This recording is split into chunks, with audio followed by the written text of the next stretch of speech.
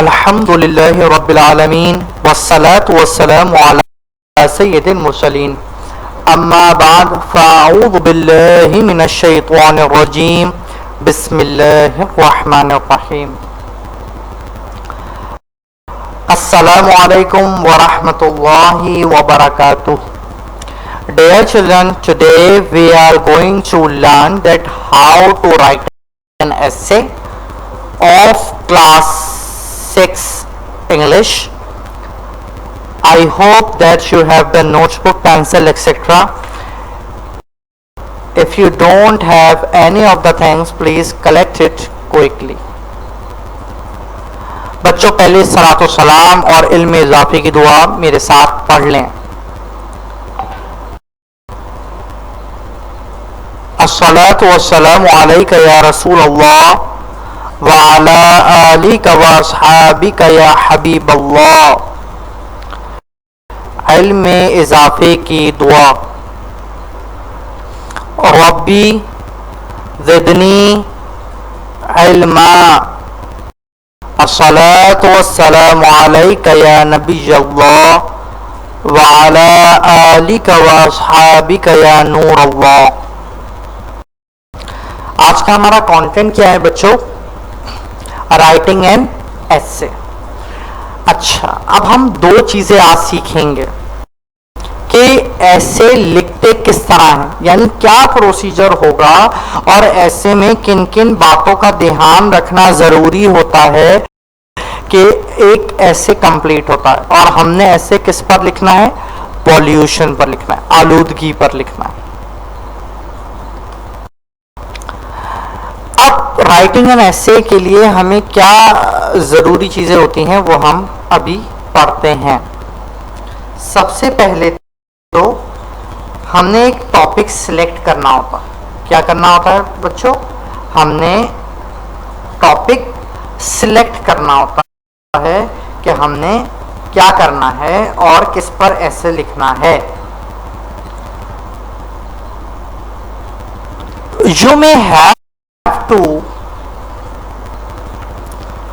You may have your topic assigned or may be given free rein to write on the subject of your choice. आपने सबसे पहले topic assign करना होता है जो आपको खुद से अपने सब्जेक्ट के हिसाब से उस पर लिखना है अपनी चॉइस से.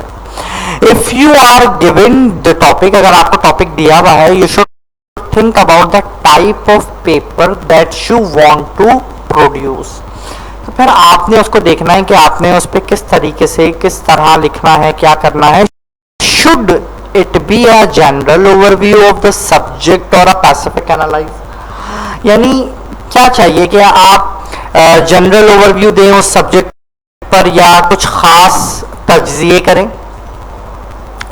Narrow your focus if necessary. आप अपने फोकस को नैरो करें और फिर अगर जरूरत है तो if you have not been assign a topic you have a little more work to do. However, this opportunity also gives you the advantage to choose a subject that is interesting or relevant to you. फिर अगर आपको opportunity है और फिर आप advantage है आपको कि आप अपना सब्जेक्ट चूज कर सकते हैं जो बहुत इंटरेस्टिंग हो और आपसे रेलेवेंट भी हो. तो सबसे पहले क्या करेंगे? First define your purpose. अपना मकसद बताएंगे. Is your essay to inform और परसुएट. अब आपसे ये पूछा जा रहा है कि ये जो आपने सब्जेक्ट चूज किया है, ये जो आप लिख रहे हैं, इसमें आपको इन्फॉर्म करना है या कायल करना है. परसुएट मतलब कायल करना. अब आपको ऐसे में क्या करना है? ये दो बातें हैं. या तो आप इन्फॉर्म कर रहे हैं, मालूमात दे रहे हैं, या फिर आप किसी को कायल कर रहे हैं यानी राजी कर रहे हैं.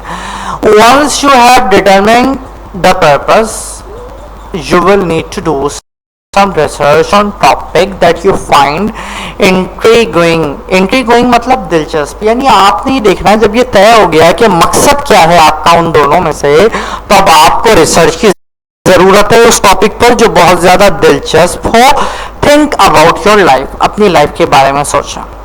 What is it that interest you, उसमें क्या दिलचस्प लगता है आपको. अब प्रिपेयर एन आउटलाइन और डायग्राम ऑफ योर आइडियाज.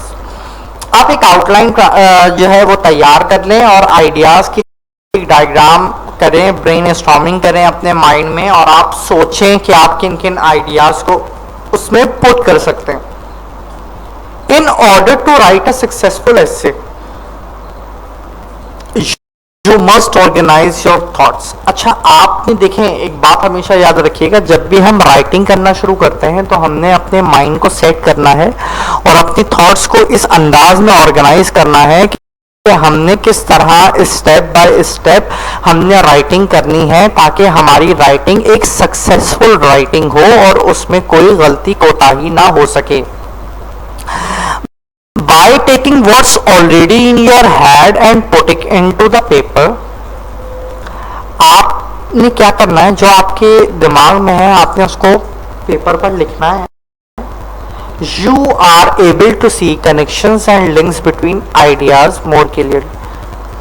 उससे क्या होगा कि आप जो आपने पेपर पर लिखा है जो ऑलरेडी आपके माइंड में है, तो उससे क्या होगा कि वो कनेक्शंस जो आइडियाज और लिंक्स के दरमियान हैं जो और ज्यादा उस बात को क्लियर कर लेंगे, वो आपके लिए आसानी हो जाएगी.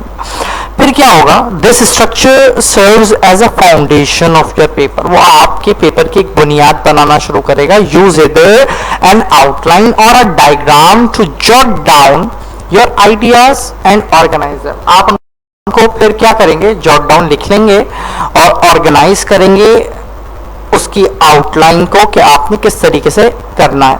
To create a diagram, write your topic in the middle of your page. Diagram इस अंदाज में बनाएं कि आप अपने पेज के मिडिल में, सेंटर में, बीच में अपने टॉपिक का नाम लिखें. Draw 3 to 5 lines branching of from this topic.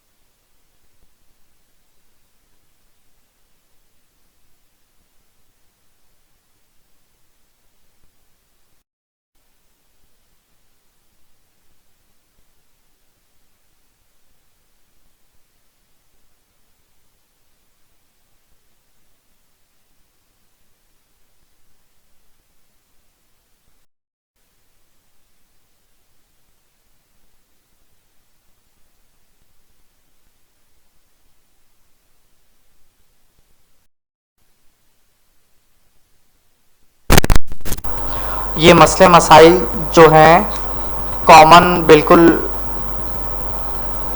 Common ये मसले मसाइल हो चुके हैं। और आप देखते हैं ये जो एनवायरमेंटल पॉल्यूशन है, इससे ग्लोबल वार्मिंग का बहुत एक इशू है बहुत सारे ममालिक में। Environmental pollution is when human activities introduce contaminants in the environment, thereby leading to the disruptions of the routine processes, causing irreversible changes in the environment. The agents causing pollution is called polluting. बेटा जो चीज़ें आलूदगी फैलाते हैं, जिनकी वजूहात से वो agent जो पोल्यूशन की वजह बनते हैं, उनको हम पॉल्यूटेंट्स कहते हैं।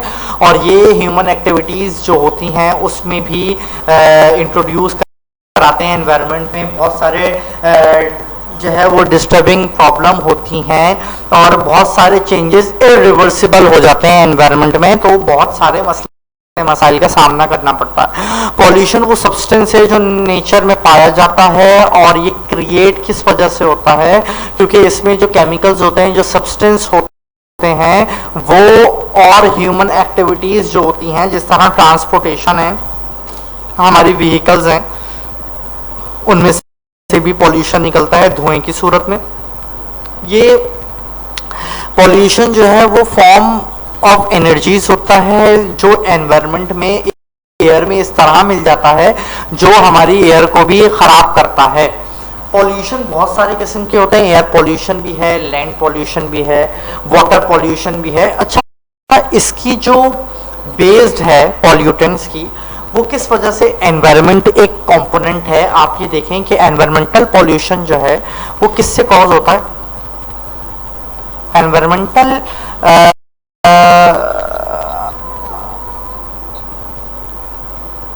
एनवायरमेंटल पॉल्यूशन जो है वो किस तरह कॉज होता है, अब आप देखें, इसको मैं क्लासिफाइड करता हूं।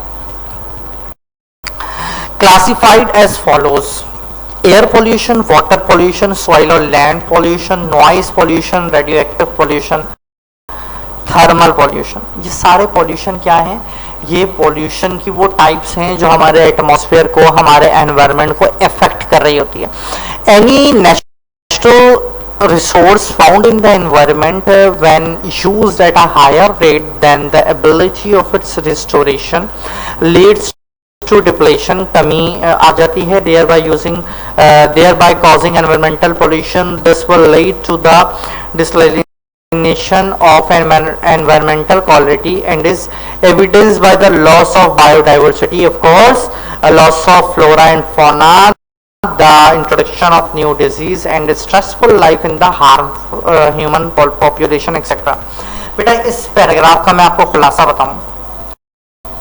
जो भी नेचुरल रिसोर्स है जो एनवायरनमेंट में मौजूद है, उसका हायर रेट होना, ये एबिलिटी है रिस्टोरेशन की, ये लीड्स करती है कि इसमें कमी आना शुरू हो जाती है, जिससे एनवायरमेंटल पॉल्यूशन होता है। आप देखें कि जिस तरीके से पॉल्यूशन बढ़ता चला जाता है, हमारे एनवायरनमेंट जो है वो इससे इफेक्टिव होना शुरू हो जाते हैं, जिसकी वजह से हमारी एनवायरमेंटल जो क्वालिटी होती है वो भी ख़राब होती है, और फिर इससे प्लांट्स जो हैं वो भी तबाह होते हैं, और फिर जानवरों को भी इसकी जो है वो बहुत सारी मुश्किलात का सामना होता है, वो भी फिर माइग्रेट करते हैं, उनका हैबिटेट डिस्टर्ब होता है। फिर ये पॉल्यूशन बहुत सारी न्यू डिजीज़ेस को जन्म देता है, जो एक स्ट्रेसफुल लाइफ होती है ह्यूमन की पॉपुलेशन में। तो बेटा पॉपुलेशन जो है ह्यूमन की, उसमें फिर बहुत सारा सरवाइव होता है इन पॉल्यूशन की वजह से। तो बच्चों, आज के जो हमारा टॉपिक था, माशाल्लाह से हमने बहुत अच्छे से इसको सीखने की कोशिश करी और बहुत अच्छे से हमने इसको पढ़ा कि हमें ऐसे किस तरह लिखना चाहिए और हमने इसको किस तरह सम अप करके लिखना है और किस तरह अट्रैक्टिव बनाना है। आज हमने ये सीखा। Dear children, I hope that what I have taught in this lesson is clear to you all. Revise it at your home. May Allah strengthen your memory. Jazakallahu khairan.